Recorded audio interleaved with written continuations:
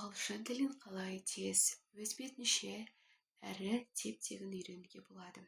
Дәл осы видеода бірге осы тақырыпты барынша ашып, өз тәжірибемнен өткен барынша тиімді, сондай керемет кеңестермен, әдістермен бөлісетін боламын. Егер де сіз оларды тұрақты жасасаңыз, сіз үлкен жетістіктерге қол жеткізесіз деген толық сенімім бар.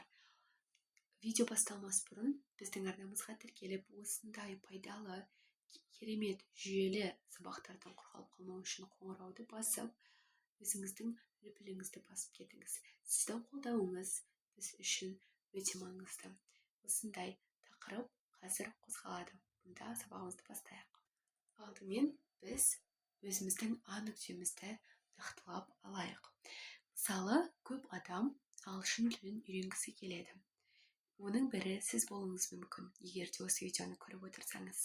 Бірақ та неден бастарын білмей, интернеттен жүздеген материал тауып, соның ішінде адасып кетеді. Расымен де, егер де сіз осылай YouTube, Google'дардың арасынан іздейтін болсаңыз, өзіңіздің уақытыңызды жоғалтып, мотивацияңызды жоғалтасыз.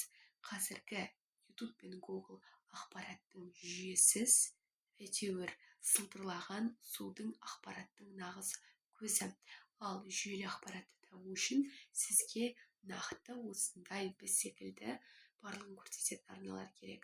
Жаңағы айтып өткенімдей, қазір біз ағылшын тілін өз бетінше үйренуге болатын ең тиімді жолдарды көрсететін боламыз.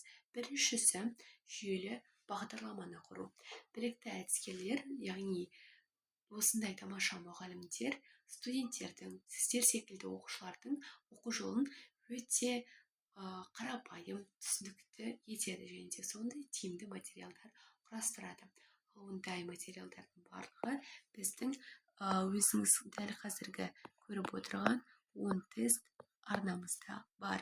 Егер де сіз өз бетіңізше оқитын болсаңыз, міндетті түрде осындай оқу жоспары болу керек.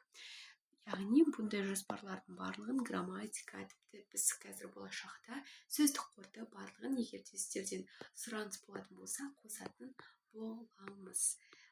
Яғни осындай оқу жоспары сізге нақтылықта тез мақсатыңызға жетуге көмектеседі.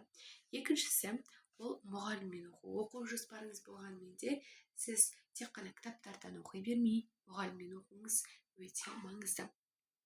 Ол сіздің оқу процесіңізді бақылап және де сізді ынталандырып отырады. Байқап қарасаңыз, біздің арнамызда да сізден әрдайым мақтап, түрлі тапсырмаларды беріп отырамын.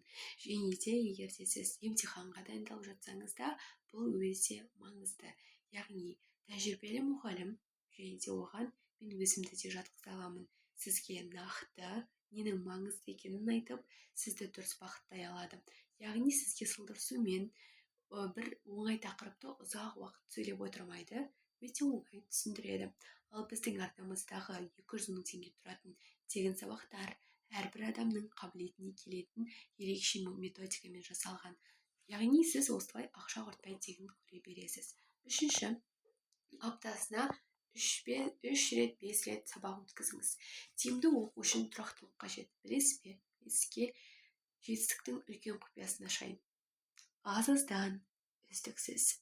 Яғни аптасына 3 рет 5 күн жасасаңыз, күніне 1-2 сағат мұғаліммен және де өзіңіз өз бетіңізше тесттерді орындап, оны қайталайтын болсаңыз, онда сіз өзіңіздің біліміңізді одан сайын арттырып, тезірек мақсатыңызға жете аласыз. Және де төртіншісі, үй тапсырмасымен тесттер.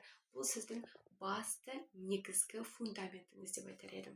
Мұғалімнен міндетті түрде үй тапсырмаларын сұрау маңызды. Мен сіздерге өзімнің видеоларымда да үнемі астына тақырыпты бекіту үшін тапсырмалар беріп отырамын. Білесіздер ме, егер де сіздер тақырыпты түсініп тест орындамасаңыздар, оны ертеңге ұмытып қаласыздар. Практика өте маңызды. Сонымен қатар ережелерге қатысты түсіндірмелерді сіз бекіту үшін, білімді тереңдету үшін де үй тапсырмаларын орындау, оларға бей-жай қарамау сіздің үлкен жетістігіңіздің негізі. Және де бесіншісі, үйренгенді қайталаңыз. Жаңа тақырыптарды оқуға асықпаңыз, әлбетте оларды оқымаңыз да, бірақ та қайталау білім анасы. бұрын оқығанды қайталау, ол ағылшын тілін ұмытпау үшін өте маңызды. Әр апта сайын кем дегенде бір күнді тек қана қайталауға арнаңыз. Және де алтыншы біздің кеңесіміз тақырыптық мәтіндерді оқып, қайта айтып үйреніңіз. Яғни, мысалы, сізді бір компанияға сұхбатқа шақырып жатыр делік. Сол тақырыпта мәтіндер оқып, ішіндегі жаңа сөздер мен тіркестерді есте сақтап, мәтінді мазмұндап көріңіз. Бұл әдіс сөздік қорыңызды және де еркін сөйлеуіңізді қамтамасыз етеді. Ал жетінші кеңес соңына қарай таяп қалдық.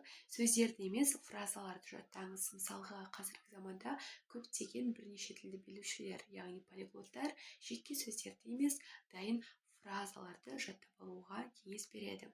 Яғни, сөйлеу кезінде сөздерді емес, тіркестерді қолданамыз. Мысалға, тек қана ask, сұрау деген сөз емес, I would like to ask. Мен сұрағым келеді. Could you tell me, as far as I know, секілді түрлі тіркестерді жаттап алсаңыз, сөйлеуіңізде ешқандай да бір сөздерді бір-бірімен байланыстырып жатпай, бірден дайын шаблондарды қолдана аласыз. Және де сегізіншісі, ChatGPT арқылы сөйлеу машығын дамытыңыз. Қазіргі таңда жасанды интеллекттің мүмкіндіктерін пайдалана отырып, сұхбаттасуға, тақырыптық диалогтар құруға, тіпті репетиторларды жылдамай-ақ, носительдерді, яғни native спикерлерді жылдамай-ақ өзіңіздің сұхбатыңызға жақсартуға болады. Яғни, бұл сіздің сенімділігіңізді арттырып, қате жасасаңыз да оны кейін түзетуге, сөйлеу дағдыңызды жақсартуға үлкен көмегін береді. Ал бүгінгі кеңестер осы. Құрметті менің оқырмандарым, жеңдерім, осы кеңестерді қолданып өзіңізді жүйелікке тәрбиелеңіз. Және де инстаграмға, сториске репосттар жасап, біздің арнамызға тіркелсеңіз, пікіріңізді жазсаңыз қуанып қаламыз.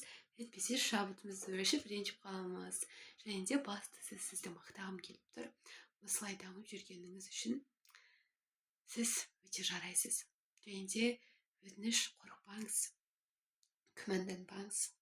Әрекет етіңіз, Аллаға сеніңіз, өмірді сүйіңіз, армандар орындалады. Және де сіз ұмтылған нәрсенің барлығы негізі сізге де қатты ұмтылуда. Бір рет берілген өмірді құр өткізіп алмаңыз. Назарларыңызға рахмет. Келесі жүздескенше.